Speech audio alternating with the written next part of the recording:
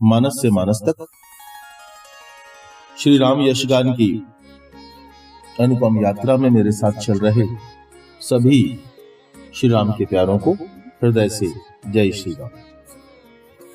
प्रिय मानस प्रेमी जनों, प्रिय श्रोताओं, रामचरित मानस मनोरंजन का विषय नहीं, वरन यह वह अनुपम गाथा है, यह वह कथा है जो हमें सिखाती है कर्तव्य, समर्पण, दया, प्रेम, विश्वास, कितने ही जीवन मूल्यों से परिपूर्ण यह कथा है। या यूं कहे महाराज की रामायण जीना सिखाती है। आशा करता हूं इसी भाव से आप मेरे साथ कथा में आगे चलेंगे। हृदय से राम नाम का उच्चारण करते हुए आइए आज का प्रसंग लेते हैं। आज का प्रसंग है बालकांड दोहा क्रमांक 9। गोस्वामी जी कहते हैं कि भनिति मोरी सब गुण रहित, विश्व विदित गुण एक, सो विचारि सो नहीं सुमति, जिनके विमल विवेक। मेरी कविता सब गुणों से रहित है और उसमें एक गुण है जो जगत भर में प्रसिद्ध है। उसे विचार कर सुंदर बुद्धि वाले, जिनके निर्मल विवेक हैं, इसे सुनेंगे। ऐसा कहते हैं गोस्वामी। आइए भावों की ओर आगे बढ़ते हैं। तो भनिति मोरी सब गुण रहित, गोस्वामी जी शपथ पूर्वक कहते हैं कि जो मेरी कविता है, जो मेरा काव्य है, जो मैंने रामचरित मानस लिखा है, वह काव्य गुणों से रहित है। किन गुणों से? काव्य गुणों से। महाराज काव्य गुण वास्तव में होता क्या है? अगर हम काव्य गुण के विषय में जाने तो हमें यहां पर काव्य गुण जानने के विषय में यहां पर एक बड़ा सुंदर प्रसंग आता है कि जिस नायक पर काव्य लिखा जा रहा है उस नायक के विषय में पूर्ण जानकारी हो।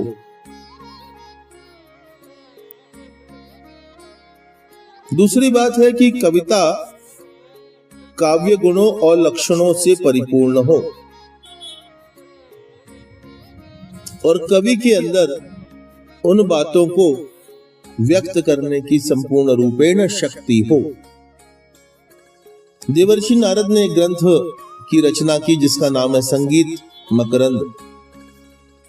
तो महाराज संगीत मकरंद में बड़े विस्तार पूर्वक नारद जी ने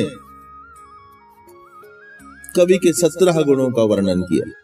चलिए कथा में आगे चलते हैं। तो भनिति मोरी सब गुण रहित, यहां तक तो ठीक है कि मुझे जो कविता की रचना मैंने की है उसमें काव्य गुण तो नहीं मिलता, परंतु एक प्रधान गुण है। और वह क्या है? तो वह एक प्रधान गुण यह है कि एहि मह रघुपति नाम उदारा, अति पावन पुराण श्रुति सारा। इसमें एक ही गुण है कि इसमें राम नाम है और विश्व विदित है यह नाम। क्योंकि इस जीवन में जीते जी और मरण काल में और मरने के बाद भी, शव को ले जाते समय भी यह प्रथा है महाराज, राम नाम सत्य है, राम नाम भूविख्यातम, अर्थात यह वही नाम है जो इस भूमंडल पर विख्यात है और इसी नाम के माध्यम से काशी क्षेत्र में महादेव भोलेनाथ शिव शंभु प्राणियों को मुक्ति प्रदान करो। ऐसा उदार नाम है महाराज राम का नाम। थोड़ा गहरा चले तो जब शतकोटि रामायण को तीनों लोकों में बांटा जा रहा था बराबर बराबर हिस्सों में, तो इसके सार रूप में महादेव जी ने 2.5 अक्षर अपने पास रख लिए। कौन से 2.5 अक्षर है महाराज? रकार, अकार और मकार, अर्थात राम। राम।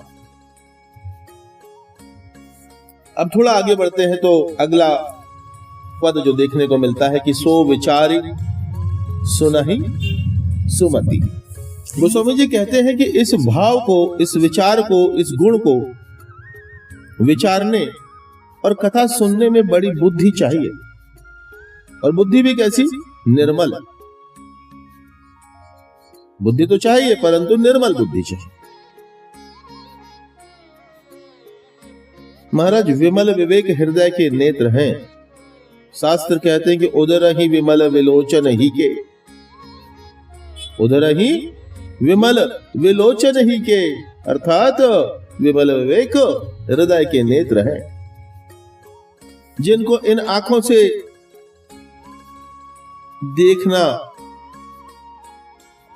देख करके पहचानना और सुंदर बुद्धि के माध्यम से समझने का विवेक है, वे ही इस यशगान को सुनेंगे।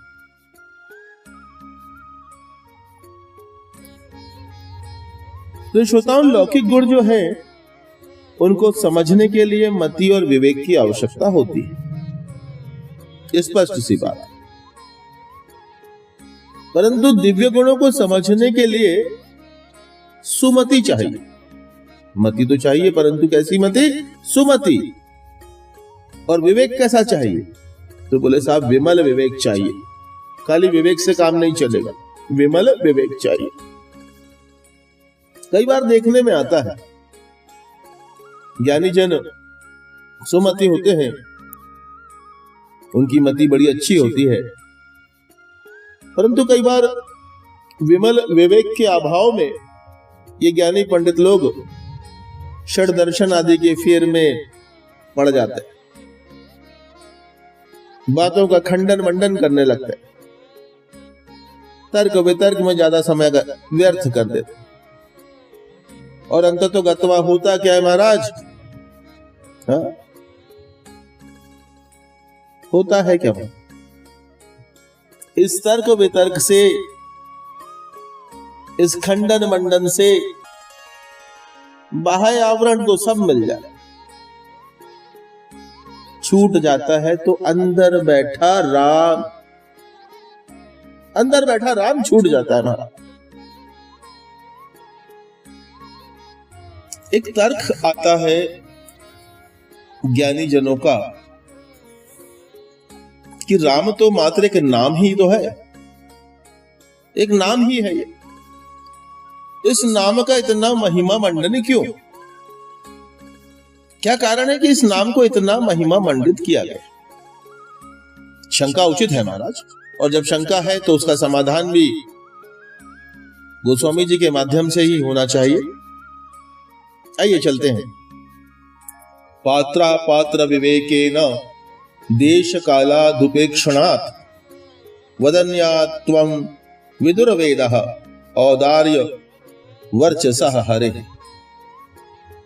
अर्थ पर ध्यान दीजिए महाराज की पात्र अपात्र देश और काल कुछ भी विचार न करके पूर्ण रूपेण निस्वार्थ भाव से याचक मात्र को वांछित से अधिक देने वाला जो नाम है वह है राम।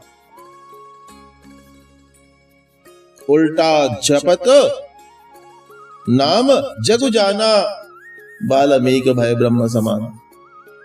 ये इसी नाम की महिमा है महाराज। आगे मानस कहती है कि स्वपच सबर खस जन्म जड़ पावर कोल किरात, राम कहत पावन परम, होत भुवन विख्यात। अब इससे ज्यादा और क्या कहें। ऐसा उदार नाम है रघुपति नाम उदारा। रघुपति जी का जो नाम है वह ऐसा उदार नाम है कि जिसके लेने मात्र से ही इस कलिकाल कलयुग में बड़ा पुण्य होता है। शास्त्र यहां कह रहे हैं कि मंगल लहि न जिनके नाही, और दूसरा कि आयुष दीन न राम उदार। बड़ा उदार नाम है महाराज जी। कहने का आशय यह है कि भक्ति मुक्ति ये तो अनेक जन्मों के योग तप व्रत दान ज्ञान इत्यादि समस्त साधन करने पर जो सिद्धियां दुर्लभ हो जाती हैं वह इस कलिकाल कलयुग में मात्र एक नाम के संकीर्तन मात्र से प्राप्त हो जाती है। रघुपति नाम उदारा। भाव यह है कि श्री रघुनाथ जी के अनंत नाम है। हरि अनंत, हरि कथा अनंत, अनंत नाम है प्रभु के। परंतु श्री नारद जी ने श्री राम जी से वर मांग लिया। क्या मांगा महाराज? कि हे प्रभु, ये राम नाम सब नामों से उदार होवे। कैसा होवे? उदार हो। यद्यपि प्रभु के नाम अनेका, श्रुति कहे अधिक एक ते एका, और राम सकल नामन ते अधिका। क्या कहती है श्रुतियां?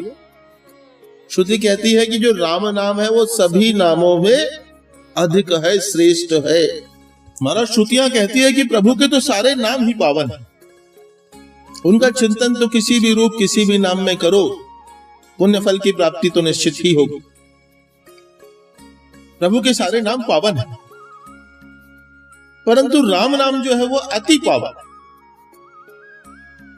कैसा है? राम नाम अति पावन, तीरथ अमित कोटि सम पावन, और नाम अखिल अगगूप नसावन। कितनी सुंदर बात कह दी महाराज। तीरथ अमित कोटि सम पावन, नाम अखिल अध पूग नसावन। सारे नाम पवित्र हैं, सारे नाम पावन हैं, परंतु राम नाम अति पावन। और ऐसा इसलिए भी कहा गया कि मंगल भवन अमंगल हारी, उमा सहित जही जपत पुरारी। जब महादेव शिव शंभु सदा सर्वदा इस नाम का निरंतर जप करते हैं, मनन करते हैं। उमा सहित जही जपत पुरारी। तो बोले खुद तो जपते हैं, साथ में उमा को भी लेके बैठे, माता रानी भी साथ में बैठे, आद्या शक्ति सर्वेश्वरी मैया बाजू में है। क्यों है? अकेले भी जप कर सकते थे, तपस्या करनी है खुद कर लो, धर्म पत्नी काहे बैठा लिए। महाराज बड़ा गूढ़ अर्थ है इस नाम का।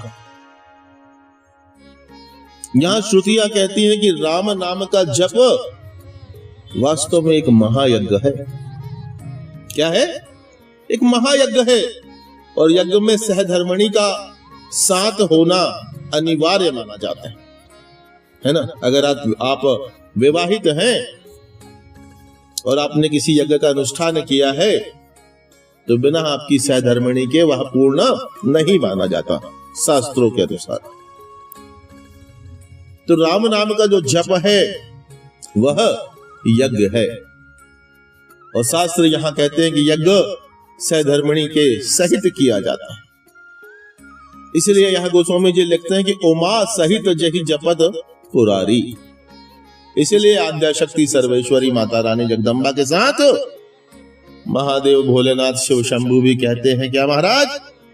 राम अति पावन पुराण श्रुति सारा। यहां तक तो ठीक है, कि अति पावन पुराण श्रुति सारा, परंतु इसके साथ इस नाम की और भी महिमा है। इस नाम की महिमा क्या है कि मंगल भवन अमंगल हारी, ये मंगल ही मंगल करता है। इस नाम का जप सिर्फ आपको मंगल कर और अमंगल का हरण कर लेगा।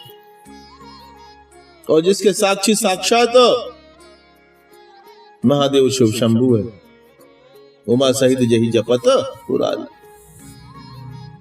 बड़ा सहज करके बता दिया गया महाराज कि कितना परम पावन यह नाम है।